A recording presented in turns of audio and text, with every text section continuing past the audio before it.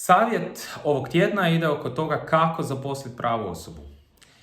Možete koristiti vlastitu intuiciju, što je najčešći slučaj. Međutim, problem sa korištenjem vlastite intuicije je da imamo opasnost zapošljavati vlastite klonove i onda nemamo dovoljno različitosti u firmi ili u timu. Možete ići na preporuku, ali problem sa preporukom je ko je tu osobu preporučio i zašto.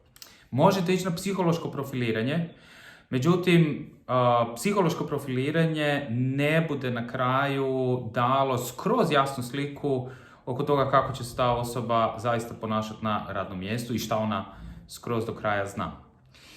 E sad, put svega ili najbolji izbor je da koristite svo troje, kombinaciju. Znači, koristite vlastitu intuiciju koja je vrlo važna, koristite preporuku s time da ju ne samo da ju pročitate, nego nazovete osobu koja je dala preporuku i porazgovarate sa njom. I na kraju stvarno napravite psihološko profiliranje koje će vam reći negdje šta se krije iza vanjštine. Znači ima danas ljudi idu jako puno po razgovorima za posao i već su naučili šta treba izgovoriti, kako se treba ponašati i tako dalje. I ono gdje će psiholog pomoći je da kaže šta se zaista krije iza toga. E sad, kad ste sve to skupa napravili, osim toga, ono što je važno je ne razgovarati sa osobom o tome šta će ona raditi, nego šta treba postići na radnom mjestu.